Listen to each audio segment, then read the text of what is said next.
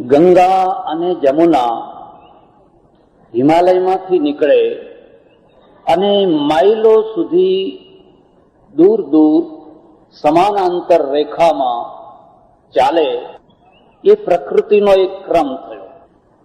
પણ ગંગા અને જમુના કોઈ એક જગ્યાએ ભળે, મળે, એકબીજામાં ઓતપ્રોત થાય, એને સંગમ કહેવાય. હિન્દુ શાસ્ત્રમાં સંગમને તીર્થ માનવામાં આવે છે. સંગમને એક પવિત્ર જગ્યા માનવામાં આવે છે. સંગમ એ સંઘર્ષ નથી, સંગમ એ મિલન છે.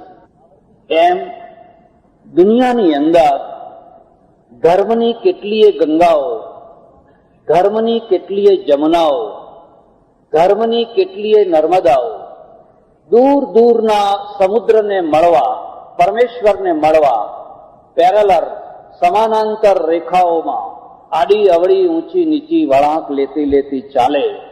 પણ કદાચ કોઈ એક જગ્યાએ એમાંની કોઈ બે નદીઓ એકબીજામાં મળે તો એને સંગમ કહેવાય. મને લાગે છે કે વિસનગરમાં આજે આવો એક સુંદર સંગમ થઈ રહ્યો છે. અને એ સંગમમાં એક તરફ તમે ભગવા વસ્ત્રોના સંન્યાસીઓ જોઈ રહ્યા છો અને બીજી તરફ તમે જુઓ છો તો ઇસ્લામના બહુ ઊંચા અને વિદ્વાન મહાપુરુષોને જોઈ રહ્યા છો. અને આ બંનેના સંગમને આપણે આનંદથી બિરદાવીએ. દુનિયા જીવવા માટે છે, દુનિયા આનંદ કરવા માટે છે, દુનિયા ભગવાનને મેળવવા માટે છે, દુનિયા પરમેશ્વર તરફ જવા માટે છે. અને એ જવા માટે એક નદી બીજી નદીનો વિરોધ ન કરે, એક નદી બીજી નદીનું દુશ્મન ન બને, મિત્ર બને. હું સમજુ છું કે આથી મોટો આપણા માટે કોઈ મોટો સંદેશ નથી. તમે દુનિયાની આખી પ્રજા ઉપર નજર કરજો. દુનિયાની પ્રજાને તમે 4 ભાગમાં વહેંચી શકો, 4 ભાગમાં વહેંચી શકો. એક પ્રજા છે પગે ચાલનારી, બીજી પ્રજા છે પેટે ચાલનારી, ત્રીજી પ્રજા છે હૃદયથી ચાલનારી, અને ચોથી પ્રજા છે મસ્તિષ્કથી ચાલનારી. જે પગેથી ચાલનારી પ્રજા છે એ પશુ કક્ષામાં છે. એને ઘર નથી બનાવ્યા, એ ઘરમાં રહી નથી શકતી, એ આગળ નથી વધી, માત્ર ચાલે છે, સવાર પડે છે અને પશુઓ ચારા માટે નીકળી પડે છે, સાંજે પાછા આવે છે. એક આ કક્ષાની પ્રજા છે. આફ્રિકાના કેટલાય એવા જંગલો છે, આફ્રિકાના કેટલાય એવા પ્રદેશો છે જ્યાંની પ્રજા હજુ આ જ કક્ષાએ છે. એના ઉપર એક બીજી કક્ષાની પ્રજા છે જે પેટ માટે ચાલે છે, પેટે ચાલે છે. રોજી મળે, રોટી મળે, નોકરી મળે, ધંધો મળે, બીજું કોઈ લક્ષ્ય નહીં. રોજી રોટી ને પેટ ભરવું એટલું બધું કઠિન છે, માણસને બીજું કશું સૂઝતું જ નથી. એને બીજું કંઈ કરવાનો ટાઈમ જ નથી. એક બીએડ કરેલો છોકરો રોજ એડવર્ટાઇઝો વાંચે છે. એક શિક્ષક જોઈએ છે, એક ક્લાર્ક જોઈએ છે. એડવર્ટાઇઝો વાંચી વાંચી વાંચી વાંચી, ઇન્ટરવ્યુ આપી આપી, રખડી રખડીને એના ચહેરા તરફ જોજો, એ થાકેલો ચહેરો, ઊંડી ઉતરેલી આંખો, પિચકાઈ ગયેલા ગાલ અને ટાંટિયામાં જોર નહીં. કેમ? પેટ ભરાતું નથી, નોકરી નથી, રોજી નથી. હું તમને બધાને ખાસ કહું છું, તમે હિન્દુ હો કે મુસલમાન હો, તમને બંનેને કહું છું, જો તમને ધર્મ વાલો હોય તો જિંદગીમાં 5 માણસને રોજી આપજો. જો તમારા બાવડામાં જોર હોય તો 5 માણસને રોજી આપજો. એ રોજી આપશો તો મોટો યજ્ઞ થયો, મોટી સપ્તાહ થઈ. એ તમારે ધર્મમાં જે કંઈ થતું હોય એ મોટું થઈ ગયું. પણ આપ આ કામ કરજો. જ્યારે એના બાલ બચ્ચા સાથે સાંજે એક થાળીમાં બેસીને જમે છે ત્યારે એની આંતરડી તમને દુઆ આપે છે, ભલું થજો, ભલું થજો, ભલું થજો. એ ભલે મોઢેથી કશું ના બોલતો હોય પણ એની આંતરડી અંદરથી બોલે છે. આનાથી મોટો કોઈ ધર્મ નથી. એને હ્યુમેનિટી કહેવાય છે, માનવતા કહેવાય છે. અને માનવતાથી મોટો કોઈ ધર્મ નથી.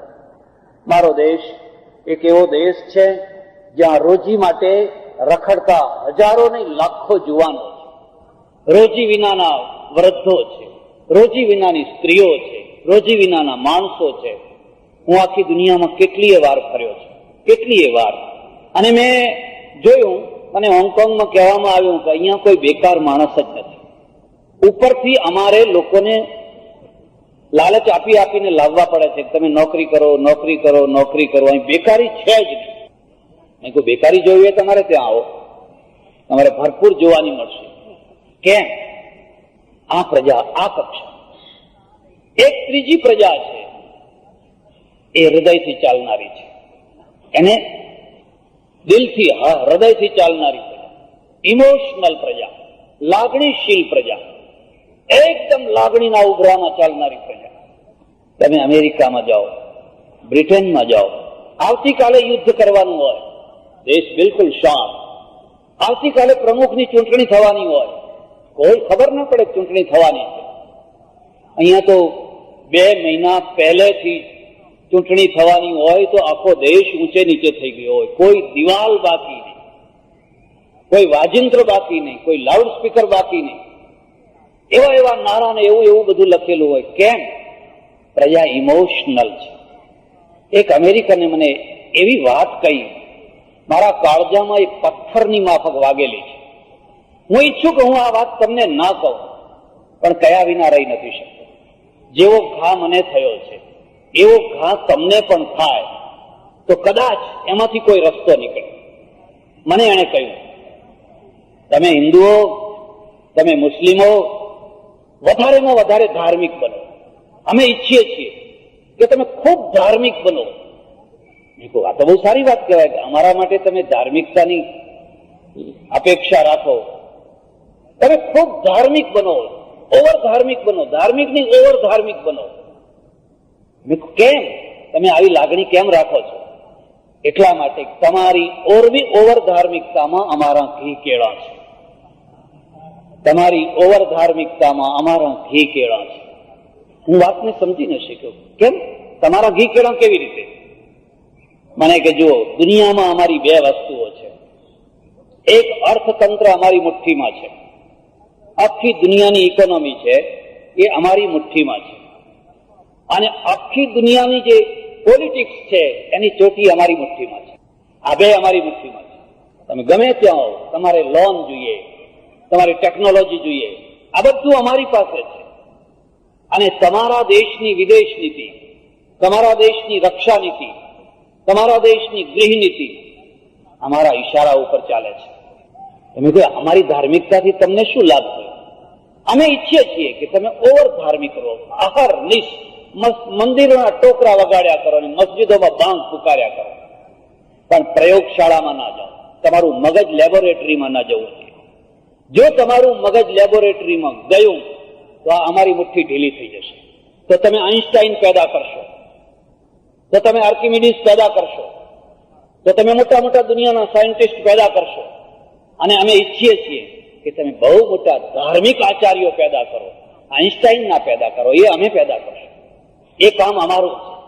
અને જે દેશ આઈન્સ્ટાઈનો પેદા કરશે એની મુઠ્ઠીમાં દુનિયા રહેશે. એની ચોટી, એ આખી દુનિયાની ચોટી પકડીને રહેશે. એટલે અમારા વિમાનો, અમારી ટેન્કો, અમારી તોપો, અમારા કોમ્પ્યુટર, અમારું બધું અમે તમારા માથા ઉપર નાખીએ છીએ. તમારે ખરીદ્યા વિના છૂટકો નહીં. અમારી ટેકનોલોજી, અમારું બધું તમારા ઉપર નાખીએ છીએ. અને તમે નાક રગડતા રગડતા આવો છો, 4 ટેન્કો આપજો ને, 10 પ્લેન આપજો ને, તમારા પ્લેન વિના અમારો દેશ મરી જશે. અને અમે કેટલી શરતો સાથે આ બધું આપીએ છીએ. તમને આ વાત સાચી લાગે છે? તમને આ વાતમાં કઈ તથ્ય લાગે છે? એટલે એક ત્રીજી પ્રજા છે, ઇમોશનલ પ્રજા. અને ઇમોશનલ પ્રજા શું કરતી હોય છે? રોડ ઉપર ટોળા ઉભી કરતી હોય છે. એક પીપળાના ડાળખા માટે, એક ગાયના માટે, એકાદ કબરના માટે, એકાદ કોઈ દેરીના માટે ખૂના મરકી મચાવી દેતી હોય છે. અમેરિકામાં તો આવું તોફાન થતું મેં જોયું નહીં. હું જાપાન ગયો, કોરિયા ગયો, આખી દુનિયામાં બધે ફર્યો. કોઈ રોડ ઉપર એવી કોઈ અડચણ નથી, કોઈ પ્રશ્ન નથી. મેં તો એટલે સુધી જોયું, જાપાનથી માંડીને બધી પીળી પ્રજાના ભવ્ય આલિશાન મંદિરો, પણ મંદિરોમાં કોઈ આવતું જ નથી. ખાલી ટુરિસ્ટો આવે છે, સ્થાયી પ્રજા કોઈ આવતી જ નથી. મેં એના પૂજારીને પૂછ્યું, આટલા ભવ્ય મંદિરો, આટલી બુદ્ધની ભવ્ય મૂર્તિ, સોનાની મૂર્તિ, કેમ લોકો કેમ દેખાતા નથી? કે છે પહેલા ખૂબ આવ્યા, હવે કોઈ આવતું નથી. ક્યાં ગયા? અને કઈ બધા હવે ભણવા ગયા છે. તમને નવાઈ લાગશે, કોરિયા ભારત કરતા 20 ગણો નાનો દેશ, ભારત કરતા 20 ગણો નાનો દેશ. એકલા કોરિયાની અંદર 100 યુનિવર્સિટીઓ છે. 100 યુનિવર્સિટી એકલા કોરિયાની અંદર. મારું પુસ્તક વાંચજો, પૃથ્વી પ્રદક્ષિણા, આખી પૃથ્વીની પ્રદક્ષિણા. લોકો યુનિવર્સિટીમાં જાય છે, હવે અહીં આવતા નથી. મેં લંડનમાં, જર્મનીમાં, ફ્રાન્સમાં આલિશાન ચર્ચો જોયા. એ ચર્ચોમાં કેટલીક વાર પ્રવચનો કર્યા. એમાંના ઘણા ચર્ચો ઉપર લખ્યું છે સેલ ફોર ઓફિસીસ, વેચવા છે. કોઈને ઓફિસો બનાવવી હોય વેચવા છે. પાદરીઓ મળ્યા, મેં કોઈ આ વેચવા કેમ કાઢ્યું છે? કે કોઈ આવતું નથી. અને હવે આનું મેન્ટેનન્સ કેવી રીતે કરવું? આમાં તો અમારે મફત એમને રાખી ન શકાય, કેટલા ટેક્સ ભરવા પડે. એટલે હવે ઓફિસો માટે અમે વેચીએ છીએ. મેં કહ્યું, ભીડ જોવી હોય તો મારા દેશમાં આવો. જો તમારે ડાકોરના મંદિરને કે અંબાજી માતાના મંદિરમાં જો ભીડ જોવી હોય તો તમે આવો. 2-4 કચરાય નહીં, 1-2 ના પાંસળા ના તૂટે, 1-2 ના અછોડા ના તૂટે. એટલે કઈ દર્શન કર્યા કહેવાતો હશે. કુંભ મેળા તમે જોવા આવો. હમણાં તમને ખબર હશે કે હમણાં દક્ષિણમાં 60-70 માણસો મરી ગયા. અમારે ત્યાં આવો. અને મરી ગયા પછી પણ લોકો કહે છે કઈ વાંધો નહીં, તો મોક્ષે ગયા. તો તમારે લાભ લેવો તો પછી તમે શું ખબર લાભ લીધા વિના રહી ગયા? કેમ કે પ્રજા ઇમોશનલ છે, લાગણી ઉત્તમ છે. લાગણી હોવી જોઈએ, ભાવના હોવી જોઈએ, પણ ભાવનાના ઉપર મગજનો કંટ્રોલ હોવો જોઈએ. જો ભાવનાના ઉપર મગજનો કંટ્રોલ ન હોય તો હૃદય આંધળું છે. હૃદયને આંખ નથી. એ કૂવામાં પડે, એ શિખર ઉપર ચડે. તમારે એવરેસ્ટના શિખર ઉપર ચડવું હોય તો હૃદયની તાકાત જોઈએ. પણ એ જ હૃદય જો મગજ વિનાનું થઈ જશે તો કૂવામાં જઈને પડશે. એટલે એક પ્રજા એવી છે જે ઇમોશનલ પ્રજા છે. પેલા અમેરિકને મને જે વાત કરી, આજે પણ મારા હૃદયની અંદર એક ઘા થઈને વાગી છે. અને હું સાધુ હોવા છતાં પણ વધારે પડતા સાધુઓ થાય એવું નથી ઈચ્છતો. હું ઈચ્છું કે મારા દેશમાં વૈજ્ઞાનિકો બને. મારા દેશની અંદર આ બધું રોજ અમેરિકાની ભીખ માગવા જવું, 2 કમ્પ્યુટર આપજો, ફલાણું આપજો, ફલાણું આપજો, ફલાણું આપજો, ક્યાં સુધી? એનો કોઈ છેડો છે? હા, એનો છેડો તમારી વિદ્યાપીઠો છે. એનો છેડો તમારી પાસે વિદ્યાપીઠો છે. અને વિદ્યાપીઠો છે. ગાંધીજીએ એક બહુ સરસ વાત કહી છે, કોઈ પણ પ્રજાને જો ઊંચે ઉપાડવી હોય તો પહેલા એને ભણાવો. એ ભણશે નહીં ત્યાં સુધી પોતાના પ્રશ્નોને નહીં સમજી શકે.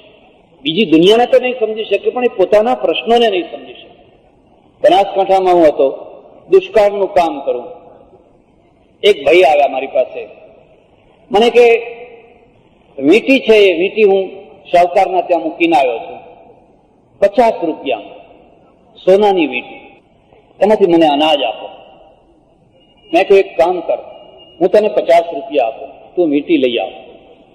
મારી પાસે વીંટી મૂક, હું 1 પૈસો વ્યાજ નહીં લઉં. જયારે તને 50 રૂપિયા મળે ત્યારે તું આપીને લઈ જજે. અને આ શાહુકાર તારી વીંટી પાછી નહીં આપે. એ 50 રૂપિયા ઉપર એટલું વ્યાજ ચડાવશે, એટલું વ્યાજ ચડાવશે, એટલું વ્યાજ ચડાવશે કે તારી વીંટી હજમ કરી જશે. હજમ કર્યા પછી પણ એ શાહુકારનો શાહુકાર રહેશે. એની શાહુકારીમાં કઈ વાંધો આવશે? કાળી ચોરી એટલી ખરાબ નથી જેટલી ધોળી ચોરી ખરાબ છે. કાળી ચોરીને તો આખી દુનિયા જુએ છે ને આખી દુનિયા કહે છે ચોર ચોર ચોર, પણ ધોળી ચોરી છે ને એ કાળી ચોરી કરતા ભયંકર છે. હું જ્યાં સુધી સમજી શક્યો છું ત્યાં સુધી ઇસ્લામે આ દૂષણને ડામવા માટે કેટલીક વસ્તુઓને હરામ કરી. એ હરામ જે કરવામાં આવેલી વસ્તુઓમાં પહેલી વસ્તુ એનું નામ છે વ્યાજ. કેટલીક વાર એવું પણ બનતું હોય છે કે જ્યાં ગંદકી થતી હોય છે ને ત્યાં જ લખવામાં આવે છે કઈ ગંદકી કરવી. જ્યાં ખૂબ ગંદકી થતી હોય છે એમ બતાવે છે કોઈ ટાઈમે અહીંયા ગંદકી થાય છે. આપણે ત્યાં કાળા વ્યાજના માટે બીજો શબ્દ કયો વાપરે છે? પઠાણી વ્યાજ. કયો શબ્દ વપરાય છે? કોણ એ વ્યાજ લેતું? અફઘાનિસ્તાનમાંથી આવેલા એવા કેટલાય માણસો ગામડે ગામડે. ધર્મ શું બતાવે છે? હું એમ માનું છું કુરાન પવિત્ર છે, ગીતા પવિત્ર છે, વેદ પવિત્ર છે. એટલા માટે નહીં કે કોના બોલેલા છે, પણ એટલા માટે કે જો એના ઉપર અમલ કરવામાં આવે તો માનવ જાત પવિત્ર થઈ શકે છે. એટલા માટે જેના ઉપર અમલ કરવાથી માનવ જાત પવિત્ર બને, એ ગ્રંથ પવિત્ર છે, એ વ્યક્તિ પવિત્ર છે, એ ધર્મસ્થાન પવિત્ર છે. પણ શરત એટલી છે કે અમલ કરવામાં આવે તો. હું આખી જિંદગી સુધી મંદિરમાં પૂજા કરું, ટોકરી વગાડું અને અમલ ના કરું, તે મંદિર મારા માટે પવિત્ર નથી, આવનારા માટે પવિત્ર. મારા માટે તો એ ધંધો છે. એટલે એક પ્રજા એવી છે જે અત્યંત ઇમોશનલ છે. અને એટલે પહેલી વાત આ છે, મુસ્લિમ સમાજની પાસે આજે દુનિયામાં બહુ મોટા પ્રશ્નો ઉભા થયા છે. હિન્દુઓ સામે પ્રશ્નો છે અને મુસ્લિમો સામે પણ પ્રશ્નો છે. અરબસ્તાનનું મહત્વ કેમ વધ્યું? શા કારણે વધ્યું? જો પેટ્રોલિયમ ના નીકળ્યું હોત તો એ રણનું કોઈ મહત્વ હતું? એ રણનું કોઈ મહત્વ નથી. પણ પેટ્રોલિયમ કાઢ્યું કોણે? આરબોએ કેમ ના કાઢ્યું? પરદેશી લોકોએ કેમ કાઢ્યું? બધી કંપનીઓ પરદેશની રોયલ્ટી આપે, માત્ર રોયલ્ટી, અને આખું પેટ્રોલિયમ છે પોતાના હાથમાં કબજે કરી લે અને પેલા રોયલ્ટીમાં એશ આરામ કરે, મોજ મજા કરે. કોને નિર્માણની પડી છે? પ્રજાના નિર્માણની કોને પડી છે? આ મારા બાપની મિલકત છે અને મારા બાપની મિલકત છે, હું ગમે એમ એને વાપરીશ. હું નથી સમજતો કે આ ઇસ્લામના સાથે સુસંબદ્ધ હોય. હમણાં થોડાક ટાઈમ પહેલા હું એક ખલીફાનું જીવન ચરિત્ર વાંચતો હતો. ખલીફા, મને બરાબર નામ યાદ નથી. રાતનો ટાઈમ છે અને ખલીફા બેઠા બેઠા લખે છે. જયારે લખવાનું પૂરું થયું તે પેલા નોકરને કહ્યું કે આ દીવો બુજાવી નાખ અને પેલો દીવો કર. પેલા નોકરે આ દીવો બુજાવી દીધો અને બીજો દીવો કર્યો. તરત જ નીચે લખે છે, આ દીવો કેમ બુજાયો? એ સરકારી દીવો હતો. જ્યાં સુધી હું સરકારી કામ કરું ત્યાં સુધી જ મારે સરકારી તેલ વપરાય. હવે હું મારા ઘરનો માણસ થયો અને મારા ઘરનું કામ કરું છું, એટલે મારાથી હવે સરકારી તેલ વપરાય. કેટલો ઊંચો આદર્શ! ગાંધીજી એને ટ્રસ્ટીશીપ કહી. ટ્રસ્ટીશીપ. તમે મિલકતના માલિક નથી, તમે મિલકતના ટ્રસ્ટી છો. હા, બરાબર. તો ગાંધીજીએ તો હમણાં કહ્યું, એના વર્ષો પહેલા આ એક ખલીફાએ કરી બતાવ્યું કે આ મિલકત મારી નહીં, દીવો મારાથી ના વપરાય. આજે તમે ઓફિસોમાં જઈને જુઓ, પંખા ચાલે છે, કોઈ નીચે નથી તોય પંખા ચાલે છે. કોને બિલ ભરવું છે? ભરશે બિલ ભરનારા. મારે શું છે? હું જ્યાં સુધી સમજી શક્યો છું ત્યાં સુધી ઇસ્લામે માનવ જાતને એક અત્યંત ઊંચામાં ઊંચી જીવન વ્યવસ્થા આપી. જો એના ઉપર અમલ કરવામાં આવે, કોઈ માણસ ખરાબ ના રહી શકે. એને દારૂને પાપ માન્યું, નશાને પાપ માન્યું, જનાખોરીને મહાપાપ માન્યું, હરામને પાપ માન્યું. એક વસ્તુના ઉપર અમલ ક્યાં? અમલ લાવવો ક્યાં? અને જો અમલ ના આવે તો ઊંચી વાતો એમાંથી કઈ પહેલવાની ના થઈ શકે. હું રોજ પહેલવાનીના પુસ્તકો વાંચું, ગામા પહેલવાનના પુસ્તક વાંચું, પણ અમલ ના કરું તો. મેં રિસર્ચ કર્યું, અમારે પેટલાદમાં 30% મુસ્લિમો છે, બોરસદમાં 30% મુસ્લિમો છે. પેટલાદની કોલેજમાં તમે જઈને જુઓ, 1350 વિદ્યાર્થી ભણે છે. 1350. મુસ્લિમ વિદ્યાર્થીઓ માત્ર 55. માત્ર 55. 50 છોકરા અને 5 છોકરીઓ. બાકી બધા હિન્દુઓ. હરિજનો સૌથી વધારે. ખરેખર તો 30%ની વસ્તીમાં ત્યાં 250 થી 300 વિદ્યાર્થીઓ એમને ભણવા જોઈએ, પણ 250 થી 300 નથી ભણતા, 55 ભણે છે. એમાં પણ જે સાયન્સની ફેકલ્ટી છે કે બીજી સારી ફેકલ્ટીઓ છે એમાં બહુ ઓછી, બહુ તો આર્ટ્સમાં ને કોમર્સમાં. હવે આ 50-55 છોકરાઓમાંથી 50% પાસ થાય તો 25 છોકરાઓ નીકળે. એ 25 છોકરાઓ છે એ સરકારની નોકરીઓમાં જાય તો કેટલું પ્રતિનિધિત્વ થયું? બાકીના પેલા 300 છોકરાઓ કરશે શું? એ રિક્ષાઓ ચલાવશે, એ ઘોડાગાડીઓ ચલાવશે. સ્ટાન્ડર્ડ નીચું ગયું. પ્રજા નીચી કેમ ગઈ? આખું સ્ટાન્ડર્ડ નીચું ગયું.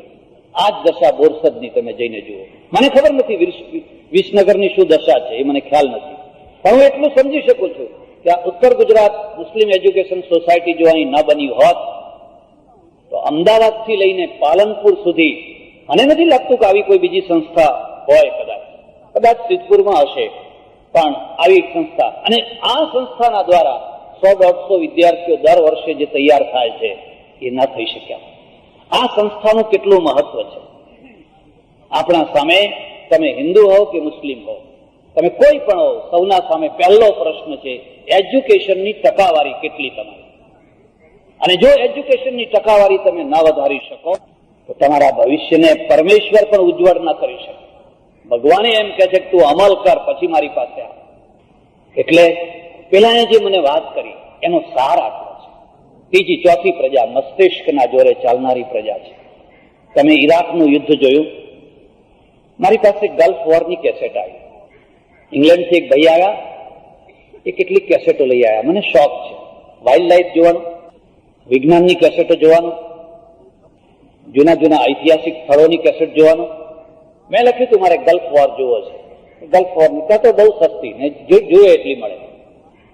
એક કુટુંબ આવ્યું અમેરિકાથી, એને મને વાત કરી, બે આવડા છોકરા. પેલું છોકરું કહે છે કે મારી જે ટીચર હતી ને એ ગલ્ફ વોરમાં ગઈ હતી. આવડું છોકરું છે, એની ટીચર 28 વર્ષની એક છોકરી, 8 મહિનાનું છોકરું મૂકી ઘરમાં, એના પતિને એના 8 મહિનાના છોકરાને મૂકીને ગલ્ફ વોરમાં ગઈ. મેં શું કર્યું એને?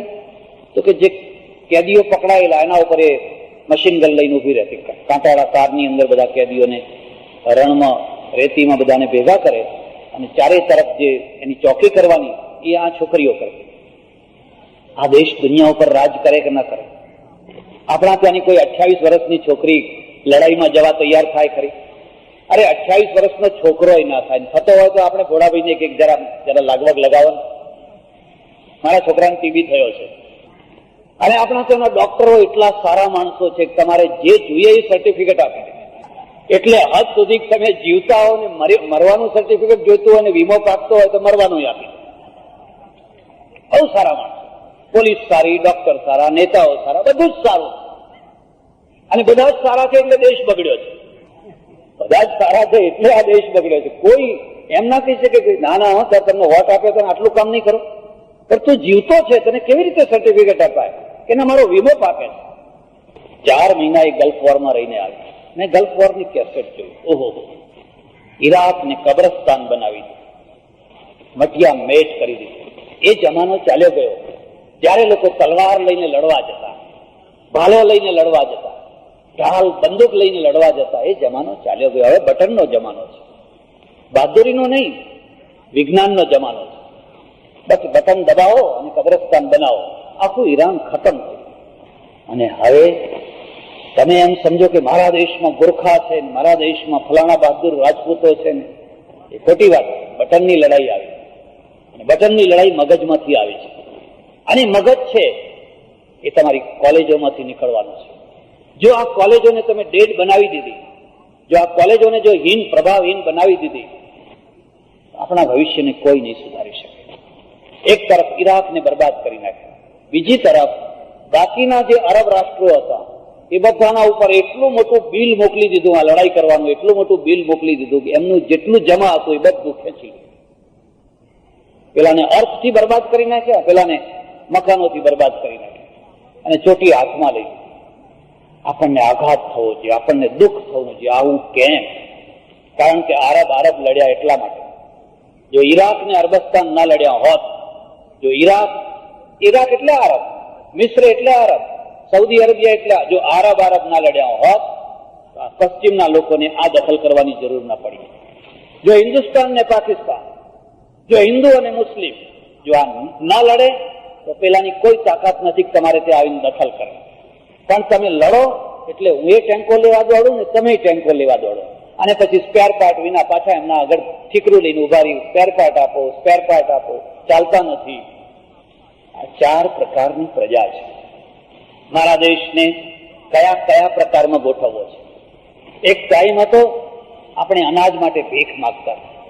કંડલાના બંદરે અમેરિકાના ટુકડા ઘઉં ઉતરે, ગંધાઈ ગયેલી જુવાર ઉતરે ને આપણે ખાતા. એક ઠીંગણો માણસ થયો આ દેશમાં, બહુ મોટા કલેવર વાળો. એને સૂત્રો આપ્યા, જય જવાન જય કિસાન. જય કિસાનમાંથી તમે જુઓ આજે અનાજ.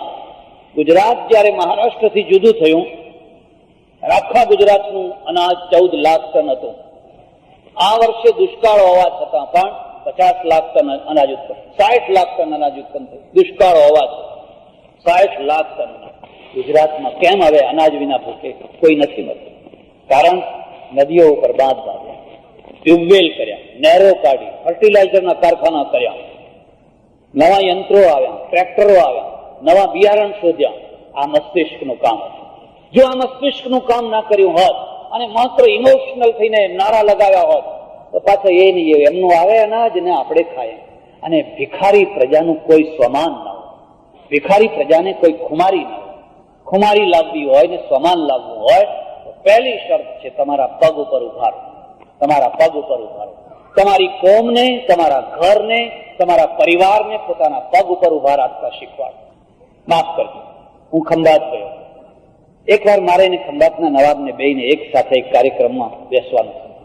બહુ ભલા માણસ, બહુ સજ્જન માણસ મારી બાજુમાં બેઠેલા, ઓળખી ના શકાય એટલી સાદાઈથી બેઠેલા. કોઈએ મને કહ્યું તમારી બાજુમાં જે બેઠા એ ખંભાતના નવાબ છે.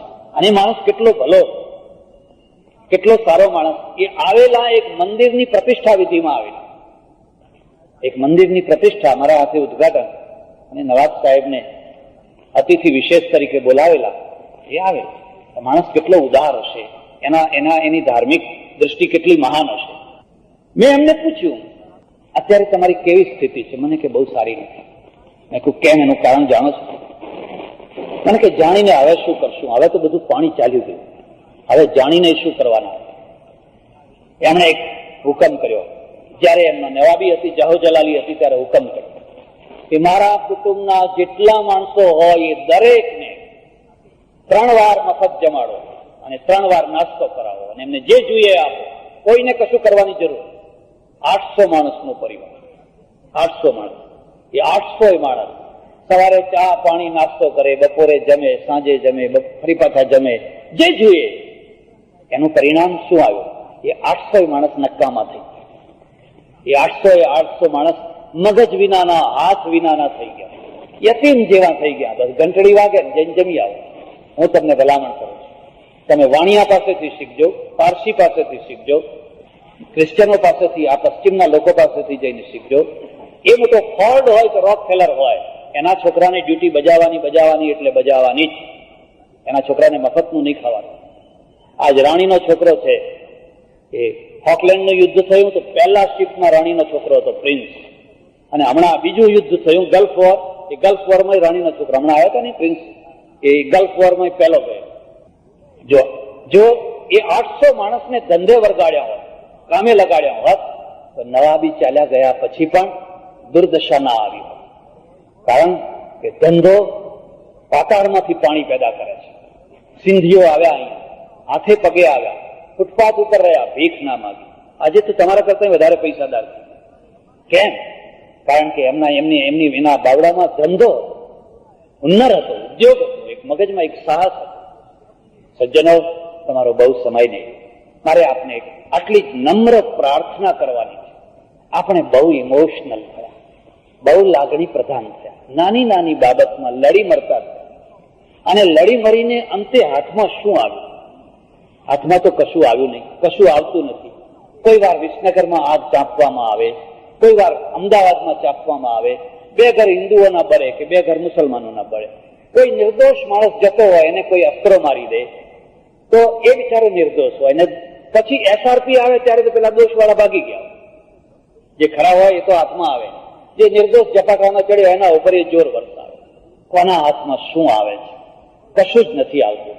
હું જ્યાં સુધી ઇસ્લામને સમજી શક્યો છું ત્યાં સુધી હઝરત મોહમ્મદ પૈગંબર સાહેબ જયારે અરબસ્તાનમાં પેદા થયા એ વખતે અરબસ્તાનની દશા એટલી ભૂંડી દશા હતી, એટલી ભૂંડી દશા હતી. એટલા કબીલામાં વહેંચાયેલો એ દેશ હતો, ખૂના મરકીમાં વહેંચાયેલો દેશ હતો, કુરૂઢીઓમાં વહેંચાયેલો દેશ હતો.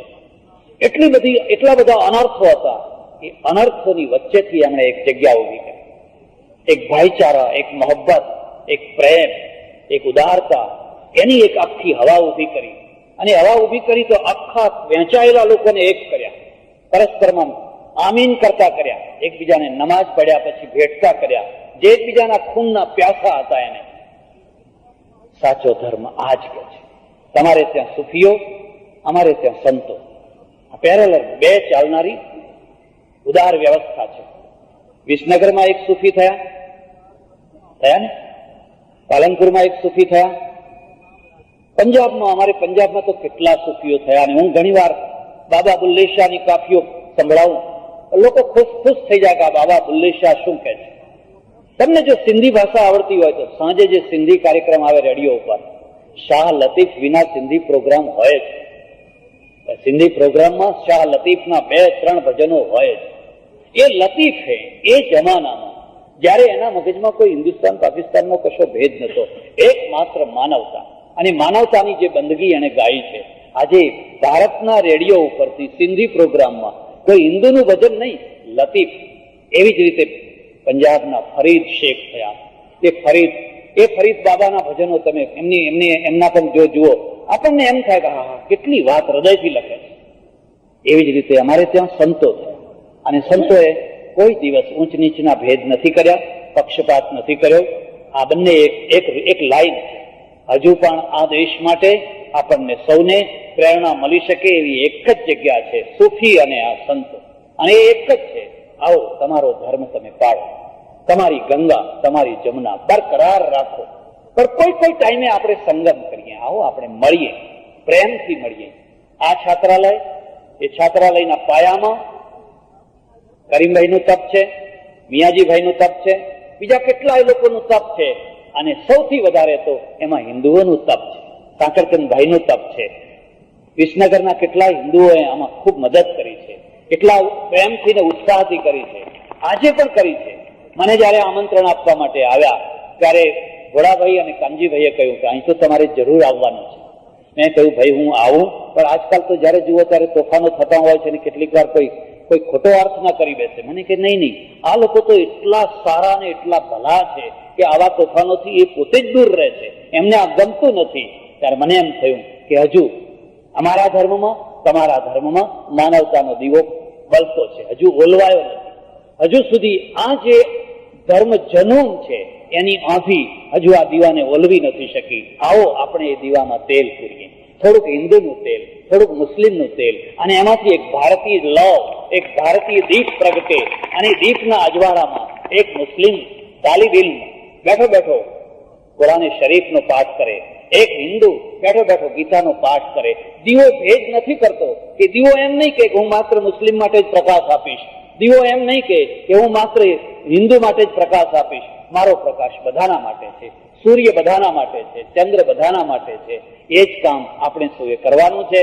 હું પરમેશ્વરને હૃદયથી પ્રાર્થના કરું કે ઉત્તર ગુજરાત મુસ્લિમ એજ્યુકેશન સોસાયટી જે અહીંયા વર્ષોથી અહીંયા પગ જમાવીને બેઠી છે, અને વિરમગામથી માંડીને પાલનપુર સુધી, અને પાલનપુર પૂજ્ય સ્વામીજીની ધર્મ અને સમાજમાં ક્રાંતિ જગાડનારી જુદા જુદા વિષયો ઉપર 200 ઉપરની કેસેટો છે, જેવી કે ઉપનિષદો ઉપર 22, તુલસી રામાયણ ઉપર 14, શ્રી કૃષ્ણ ચરિત્ર ઉપર 11, ગીતા ઉપર 30, સંત ચરિત્ર ઉપર 19 તથા જુદા જુદા વિષયો ઉપર 100 કરતા વધારે કેસેટો છે. આપ સૌ વધુમાં વધુ આ કેસેટો સાંભળો તથા સંભળાવો, જેથી ધર્મ, સમાજ તથા રાષ્ટ્રની ઉન્નતિ માટે ક્રાંતિકારી વૈચારિક ભૂમિકા તૈયાર થાય. તો પેલી જે ન્યુયોર્કના બારામાં જે લિબર્ટીનું સ્ટેચ્યુ દેવી ઉભેલી છે, એ કાલ્પનિક છે કે વાસ્તવિક છે? એ જે નિરાકારનું રૂપ છે કે સાકારનું છે? તો એ નિરાકારનું છે. ધ્યાન દેજો, વાતને સમજજો, તમારા હિન્દુઇઝમને સમજો. જે એમ કહે છે કે ભગવાન નિરાકાર, અરે નિરાકાર તો બચ્ચું, એક નાનું છોકરું સમજી શકે એવી વાત છે. એને જે આકાર આપવામાં આવ્યો છે, એ આકારના પાછળ જે રહસ્ય છે એને સમજવાનું છે. તમે ભારત માતા બનાવી, આ લિબર્ટીનું પૂતળું તો ફ્રાન્સ વાળાએ બનાવ્યું, પણ જો ભારત વાળાએ બનાવ્યું હોત તો એનું વાહન બનાવત પાછું. પેલા એ તો એમને જેટલું જ કરી દીધું, એનું વાહન બનાવત. એના 2 જ હાથ ના બનાવત, 4, 6, 8 હાથ બનાવત. એક હાથમાં કંઈક આપોત, કંઈક વસ્તુઓ આપોત. કારણ કે કલાની સાથે સાથે એની બીજી વધારે વાસ્તવિકતાનો પણ એમાં ઉમેરો કરવામાં આવ્યો હોય. એટલે આપણા ત્યાં દુનિયામાં કોઈ જગ્યાએ નહીં, આપણા ત્યાં ભારતને માતા માની છે. ભારત માતા, વંદે માતરમ મલયજ શીતલાં સસ્ય શ્યામલાં રિપુદલ હારિણીમ માતરમ. બંકિમચંદ્રે એને માતા બનાવી છે. તો માતા છે નહીં, એક દેશ છે, એક ભૂમિ છે. એ ભૂમિના પ્રત્યે જયારે આપણે એટલો પૂજ્ય ભાવ રાખીએ છીએ તો પછી એને માતૃરૂપ, પિતાનું રૂપ કેમ ના આપ્યું? આપણે માતૃપૂજક છીએ, આપણે માતૃપૂજક છીએ.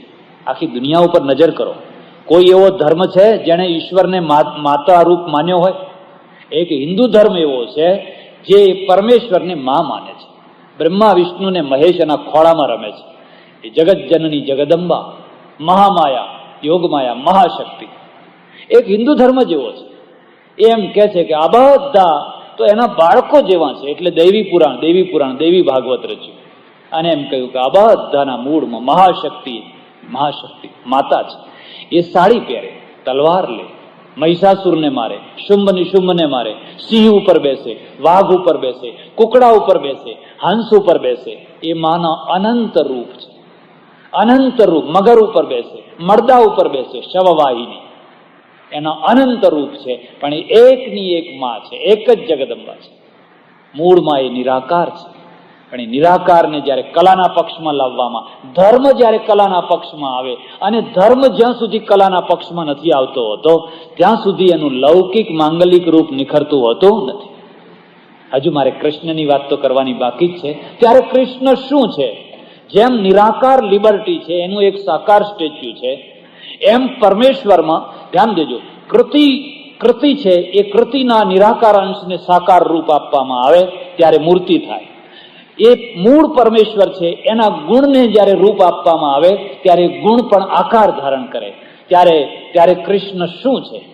એ પરબ્રહ્મ પરમાત્માના કયા ભાગને, કયા રૂપને, કયા તત્વને લઈ અને આ કૃષ્ણનું રૂપ કરવામાં આવ્યું અને રાધાનું રૂપ કરવામાં આવ્યું, તો એ ચર્ચા કાલે કરશું. આજે તો આટલી જ કરશું. કૃષ્ણ કનૈયા લાલ. બહેનો અને ધર્માભિલાષી સજ્જનો, શ્રી કૃષ્ણ ચરિત્રના વિષયને લઈને છેલ્લા 4-5 દિવસથી આપણે કંઈક ધર્મચર્ચા ચલાવી રહ્યા છીએ. કૃષ્ણ શું છે, એનું વ્યાવહારિક રૂપ શું છે, એનું આધ્યાત્મિક રૂપ શું છે, એ જાણવા માટેનો પ્રયત્ન ચાલી રહ્યો છે. જે ગઈકાલે આવ્યા હશે એમને ખબર હશે કે કૃષ્ણની શ્રીમદ ભાગવતની અંદર જે જન્મસ્થિતિ બતાવવામાં આવી છે એ લૌકિક નથી. એટલા માટે કૃષ્ણનો જન્મ નથી, પ્રાકટ્ય છે. જન્મમાં અને પ્રાકટ્યમાં એક મુદ્દાનો ભેદ છે. એ ભેદ પછી કહું તમને, પણ આજની કથા પ્રારંભ કરું એના પહેલા એક ખાસ મુદ્દાની વાત સૌએ ધ્યાનમાં રાખવાની છે. ધ્યાન દેજો. પૂજા, ઉપાસના 4 પ્રકારની છે. 4 પ્રકાર. દુનિયાભરના જેટલા ધર્મો છે એ તમામ ધર્મોને જો તમે આવરી લો તો 4 પ્રકારની ઉપાસના અથવા 4 પ્રકારની પૂજા લોકો કરતા હોય છે. પહેલી જે સ્થૂલ છે એને સૃષ્ટિ પૂજા કહેવાય છે, સૃષ્ટિ પૂજા. પછી બીજી છે એને વ્યક્તિ પૂજા, ત્રીજી છે એને દેવ પૂજા, અને ચોથી છે એને ઈશ્વર પૂજા, બ્રહ્મ પૂજા. 4 શબ્દો યાદ રાખજો. સૃષ્ટિ પૂજા, વ્યક્તિ પૂજા, દેવ પૂજા અને બ્રહ્મ પૂજા, ઈશ્વર પૂજા. 4 પૂજાઓ છે. કેટલાક ધર્મો છે એ સૃષ્ટિ પૂજાને નથી માનતા. ઇસ્લામે ચોખ્ખું કહી દીધું કે ખબરદાર, સૃષ્ટિને કોઈ પદાર્થની પૂજા ના કરીશ. સૃષ્ટિનો કોઈ પણ પદાર્થ ગમે તેટલો ઊંચો હોય, મોટો હોય, મહાન હોય, પણ સૃષ્ટિના કોઈ પદાર્થની પૂજા નહીં કરવાની. આપણે હિન્દુઓ સૃષ્ટિ પૂજક છીએ. ભેદ સમજજો. હિન્દુઇઝમને સમજવું હોય તો આ બેયના ભેદને સમજજો. એટલે તમે દુનિયાના એક પદાર્થની પૂજા કરો છો, ધરતીની પૂજા કરો છો. ભૂમિ માતા છે. એક ખેડૂત જ્યારે ખેતરમાં જાય છે તો પહેલા ધરતીને પગે લાગે છે. એક દુકાનદાર જ્યારે દુકાન ખોલવા જાય છે તો પહેલા દુકાનને પગે લાગે છે. એવી કઈ વિધિ છે, એવી કઈ પ્રક્રિયા છે જેમાં તમે કોઈ વસ્તુને ન નમતા હો, ન પૂજતા હો, એક વસ્તુને. એટલા માટે આપણે ગાયને પૂજીએ. ગાયની જ વાત જવા દો. આપણા જે પર્વો છે, ઉત્સવો છે, ઉત્સવોની અંદર એટલી બધી વાતો આવે. ઘાસની પણ પૂજા થાય, બીલીના ઝાડની પૂજા થાય, પીપળાની પૂજા થાય, નદીઓની પૂજા થાય, પર્વતોની પૂજા થાય, શિખરોની પૂજા થાય, એક એક ગ્રહોની પૂજા થાય, ચંદ્રની પૂજા થાય, દૂર દૂર સુધીના પદાર્થો એ બધાની પૂજા થાય. ઘણીવાર આજકાલના માણસોને એવો પ્રશ્ન થાય કે આ બધાની પૂજા કરવાનો અર્થ શું છે? સૂર્યની પૂજા થાય તો આ બધાની પૂજા કરવાના પાછળનો અર્થ શું છે? એના પાછળનો પણ હેતુ છે, અને હેતુ સમજવા જેવો છે. મારું તમને એક ખાસ કહેવું છે કે તમે તમારા સિદ્ધાંતોને સમજો. જો તમે તમારા સિદ્ધાંતોને સમજી શક્યા હશો તો તમે કદી લઘુતા ગ્રંથિથી નહીં પીડાઓ. અને જે વ્યક્તિઓ લઘુતા ગ્રંથિથી પીડાતા હોય છે એ કદી પણ સ્વમાનપૂર્વક તેજસ્વી થઈને જીવી નથી શકતા હોતા. એમના અંદરનું લઘુતા ગ્રંથિ અમને કોતરી ખાતી હોય છે, જેમ ઉંદર કોતરતો હોય એમ. અમે નાના છીએ, અમે કંઈ નથી, અમે કંઈ નથી, અમે ખોટા છીએ, આ બધા અમારા કરતા ઘણા સારા છે, ઘણા સાચા છે. એક વાર તમારા મગજમાં આ વાત પેસી ગઈ, તમારું સ્વમાન ખતમ થઈ ગયું, ખલાસ થઈ ગયું. જીવનનો વિનાશ એક તરફ લઘુતા ગ્રંથિમાં છે, બીજી તરફ જીવનનો વિનાશ ગુરુતા ગ્રંથિમાં છે. એક બીજી પીડા પણ છે, અને એમાં માણસને સતત એમ જ થયા કરે કે હું જ છું, જે કઈ છું એ હું જ છું, અમે જ છીએ, અમારા જેવું કોઈ દુનિયામાં છે જ નહીં. આ ગુરુતા ગ્રંથિ છે, એ પણ જીવનનો વિનાશ છે. દુનિયામાં બીજા પણ છે, તમે એકલા જ નથી, તમારા સિવાય પણ છે. તમારી પાસે જ જ્ઞાન નથી, બીજાની પાસે પણ છે. એટલે જીવન લઘુતા ગ્રંથિમાં પણ નથી, જીવન ગુરુતા ગ્રંથિમાં પણ નથી. વિવેકાનંદે શું કર્યું? વિવેકાનંદે જોયું કે એ એમના સમયનો જે શિક્ષિત હિન્દુ સમાજ લઘુતા ગ્રંથિમાં એવો સપડાયેલો, એને એમ જ થયા કરતો દુનિયામાં હીનમાં હીન પ્રજા કોઈ હોય તો અમે છીએ, કારણ કે ગુલામ છે, કારણ કે કશું આવડત જ નથી, કઈ છે જ નહીં. ફાટ ફાટ ફાટ, ધિક્કાર ધિક્કાર ધિક્કાર, અમારી આખી પ્રજા તો કેવી હલકી પ્રજા છે. અને એના કારણે જેનામાં શક્તિ હતી એ પણ શક્તિહીન થવા લાગેલા. તમારામાં શક્તિ છે, નથી એમ નહીં. એટલે જ્યારે યુદ્ધ થવાનું હતું મહાભારતનું, ત્યારે યુદ્ધની અંદર પેલો જે શલ્ય હતો એ શલ્યને કહ્યું કે તમે મામા થઈને એના પક્ષમાં જાઓ છો? કે હું વચન આપી ચૂક્યો છું, પણ એક કામ છે, હું એના પક્ષમાં રહીને તમારું કામ કરીશ, એના પક્ષમાં રહીને અમારું કામ કરીશ. ક્યાં? હું રહીશ કૌરવોના પક્ષમાં, પણ કામ તમારું કરીશ. એ કેવી રીતે? હું હંમેશા એને ઉતારતો રહીશ, પેલા કર્ણનો સારથી થઈશ અને એને હળધૂત કરતો રહીશ. એટલે જયારે કર્ણ બરાબર ટેમ્પામાં આવે, બરાબર જોરમાં આવે, એટલે પેલો એને કહે, હે દાસી પુત્ર, હે શુદ્ર, હે તને કઈ આવડતું નથી, તું નકામો છે, તું આવો છે. એટલે પેલાનું આખી શક્તિ છે એ શક્તિ ડાઉન થઈ જાય, હલકી થઈ જાય. તમારા અંદર પણ ઘણી વાર આવા શલ્યો પાકતા હોય. તમારા અંદર પણ આવો કોઈ શલ્ય બેઠી ગયો હોય, અને જે તમને સતત એમ કયા કરતો હોય કે આ દુનિયાની પ્રજામાં તમે કંઈ જ નથી, કશું જ નથી, તમારી પાસે તો કોઈ જ્ઞાન નથી, કઈ આવડત નથી, આ બધું શું ચિતરીને બેઠા છો. અને એક વાર જો તમારા મગજમાં પેસી ગયું તો કર્ણના જેવા તમે બહાદુર હોવ, બાણાવળી હોવ, પણ તમારી શક્તિ ખતમ થઈ જવાની, તમારી શક્તિ સમાપ્ત થઈ જવાની. એટલે એક તરફ તો ધર્મ છે, ધર્મગુરુ છે, આચાર્ય છે, લઘુતા ગ્રંથિને છોડાવે. બીજી તરફ પેલી જે ગુરુતા ગ્રંથિ છે, એ ગુરુતા ગ્રંથિમાં જો માણસ ફસી જાય તો અહંકારી થઈ જાય, વિવેક ના રહે, ગુણગ્રાહી ના થાય, પછી આખી દુનિયામાં એને હલકાપણું જ દેખાયા કરે. એટલે ગુરુતા ગ્રંથિ પણ એટલો જ દોષ છે, લઘુતા ગ્રંથિ પણ એટલો જ દોષ છે. તો પહેલા તમે તમારા સ્વરૂપને સમજો, તમારી વાતને સમજો. શા માટે આપણે એક વસ્તુને નમીએ છીએ?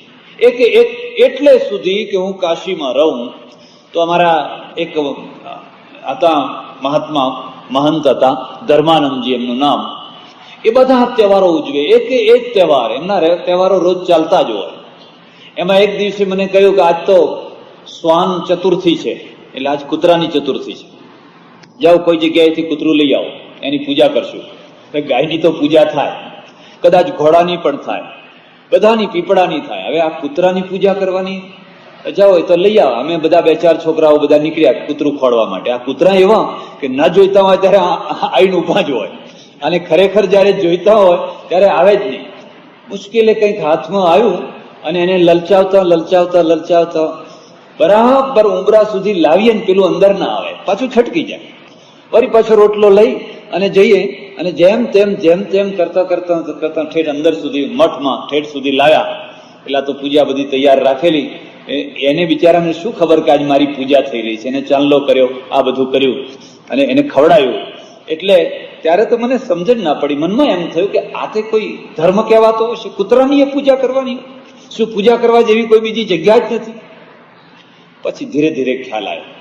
અને એમાં આ મુદ્દાને તમે સમજો. આપણે સૃષ્ટિ પૂજક કેમ રહ્યા, બીજા કેમ ન રહ્યા? આપણે ઈશ્વરને અને ઈશ્વરની કૃતિને બેયને માનીએ છીએ. પહેલા કૃતિને પછી કર્તાને. આ પોઈન્ટ સમજો તમે. પહેલા કૃતિને પછી કર્તાને. બીજા લોકો છે એ કૃતિને નહીં કર્તાને, કૃતિને નહીં કર્તાને. અને એટલા માટે આ બે પાયાનો ભેદ છે, મુદ્દાનો ભેદ છે. એક કલાકાર છે, એ કલાકારના તમે બહુ વખાણ કરો છો. એક આર્કિટેક્ટ છે, એક એન્જિનિયર છે, એના તમે બહુ વખાણ કરો છો કે આ તો બહુ સારો છે, બહુ સારો છે. કોઈ તમને એમ પૂછે કે બહુ સારો છે તો એને કામ શું કર્યું? કે કશું નહીં. અને કશું કામ નથી કર્યું છતાંય તમે એને સારો સારો કહો છો, તો સારા કહેવાની એ પદ્ધતિ બરાબર કહેવાય? ત્યારે તમે એમ કહો કે આ પુલ બાંધ્યો, આમાં હોલ બાંધ્યો, આ કંઈક કર્યું, તો એ હોલના કારણે એ સારો છે. પેલી જે કલા છે, જે એ ચિત્ર બનાવેલું છે, એ ચિત્રના કારણે એની કિંમત છે. તો હવે એ કલાકારની મહત્તા કલાકારમાં છે કે પેલા ચિત્રમાં છે?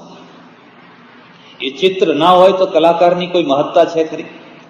તમે ચિત્રની નિંદા કરો, તમે પુલની નિંદા કરો, તમે આ હોલની નિંદા કરો અને કલાકારના વખાણ કરો, એન્જિનિયરના વખાણ કરો, તો એ બરાબર કહેવાય ખરું? જો પરમેશ્વર મહાન છે તો એની મહત્તાનો આધાર એની કૃતિ છે. જો એની કૃતિ જો દોષપૂર્ણ હોય, એની કૃતિ જો ત્રુટિપૂર્ણ હોય, એની કૃતિ જો ખરાબ હોય, તો પછી ભગવાન જ ખરાબ છે. જો આ વાત તમારી સમજમાં આવશે તો તમે કદી પણ દુનિયાને ગાળો નહીં દો, તમે કદી પણ દુનિયાને નિંદા નહીં કહો. એટલા માટે આપણા શાસ્ત્રની અંદર સર્વમ ખલ્વિદમ બ્રહ્મ, આ બધું બ્રહ્મમય છે, મંગળ છે. આમાં કોઈ જગ્યાએ દોષ નથી, કોઈ જગ્યાએ કશું ખોટું નથી, કોઈ જગ્યાએ કંઈ ભૂંડું નથી. જે ભૂંડું છે એ તો મારું ને તમારું છે. ઈશ્વરનું રચેલું કશું ભૂંડું નથી. તમને કોઈને કંઈ ખ્યાલમાં આવે કે ઈશ્વરે આ ખોટું રચ્યું તો તમે મને બતાવજો, વિચાર કરીને કાલે બતાવજો. આજે કદાચ યાદ ના આવે તો કંઈ વાંધો નહીં, પણ કાલે બતાવજો. તમે ખૂબ વિચાર કરજો. અને એટલા માટે બે સૃષ્ટિઓમાંની એક ઈશ્વરની સૃષ્ટિ, એક જીવની સૃષ્ટિ. ઈશ્વરની સૃષ્ટિ મંગળમય છે, ઈશ્વરની સૃષ્ટિ મંગળમય છે. પણ જીવ પછી જીવની સૃષ્ટિ છે, એ જીવની સૃષ્ટિમાં ત્રુટિ છે.